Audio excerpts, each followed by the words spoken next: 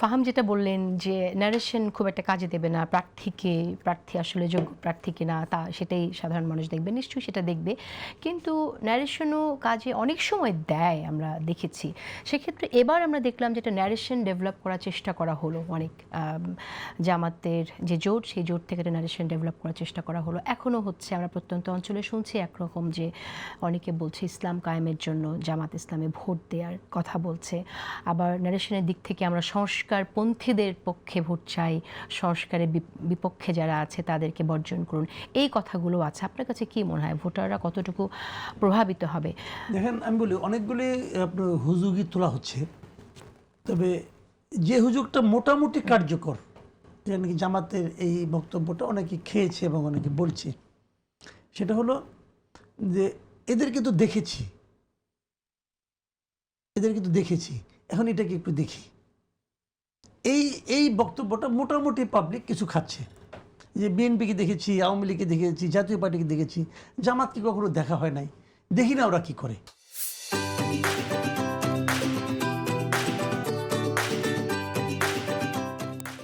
এই হুজুগটা কিন্তু জামাত আবার ছড়াচ্ছে, খুব টেকনিক্যালি ছড়াচ্ছে। আমাকে ওই দিন আমি ওই দিন সোশ্যাল মিডিয়াতে একজন দেখলাম, একজন এরকম বলতেছেন যে উনি শাহবাগে উঠছেন, একটা রিক্সায় উঠছেন, হ্যাঁ, ওটা আপনার চোখে পড়ছে কিনা দেখছি। উনি বলছে যে ওই বলতেছে তুমি কাকে ভোট দিবা, কি যে সবাইকে দেখলাম, এবার জামাতকে একটু দেখি।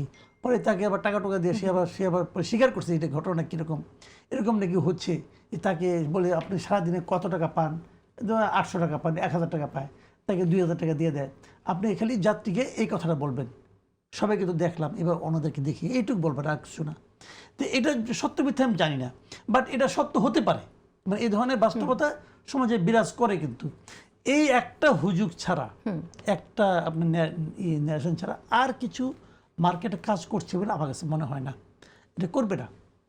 একটা জিনিস কি, আমি মানে অনেকেই বলতে শুনছি যে জিনিসটা, সেটা হলো গিয়া মানে ইলেকশনে যেটা হয়, এমনও হয় যে তুমি কার নাতি এটা ইম্পর্টেন্ট, ওই বাড়ির পোলা এটা ইম্পর্টেন্ট, বুঝছেন না? সে হয়তো এলাকায় থাকেই না রে ভাই, ওই বাড়ির পোলা তুমি, আচ্ছা তাহলে কত খারাপ হবো, আরে ভোট দাও। এগুলো কিন্তু বাংলাদেশের পলিটিক্স কিন্তু ভাই আপনার ওয়েস্টার্ন কান্ট্রি পলিটিক্সের মতো না। আমাদের ভোটিং সিস্টেমটা বহুত পিকুলিয়ার, এগুলো আমি দেখেছি, এগুলো হয়। আবার ওই যে আপনি গ্রামের মানুষের কাছে যাবেন, বুঝাতে যাবেন, বুঝবে না কিন্তু। আপনি বুঝা, আমি বুঝবো কেন ভাই? আমি বুঝি না, আমি বুঝি। সে কিন্তু গর্তমি করে, এবং তার বোঝা যে তার উপলব্ধিটা যে একদম ভুল, তাও কিন্তু আপনি ফালাই দিতে পারবেন না। আপনি বইটাই পড়ছেন, তাতে কিন্তু আসা যায় না। তার বোঝা কিন্তু তার অভিজ্ঞতা থেকে আসছে, এবং ওটাই তারা কিন্তু ভুল করে না। কাজে এই সমস্ত জায়গায় হয় কি, যে দেখেন একটা আমি বললাম তো, একটা ইলেকশনে জিততে হলে, ইলেকশনের জোয়ারের মতো, আপনি জোয়ারের মতো পানি আসতে হবে। আপনি বদনাতে ঢাইলা ভিজাতে পারবেন না ভাই, বদনার পানি দিয়ে ইলেকশন করতে পারবেন না, জোয়ারের পানি দিয়ে করতে হবে। সেই জোয়ারটা তোলার মতো অ্যাবিলিটি এই ধরনের নাই। এটা সবচেয়ে বাস্তব। আপনি যাই গুনগুন করে তাকে বোঝাচ্ছেন। আমি একটা ঘটনা জানি, এক ফ্যামিলির কথা, যে প্রথম মহিলারা গেছে, যে তাদের বুঝাইছে, বোঝানোর পরে তারপরে এখন সে বিরক্ত, ওই যে আইসা নিয়ে আবার আমাদের কাছে খাবার চায়।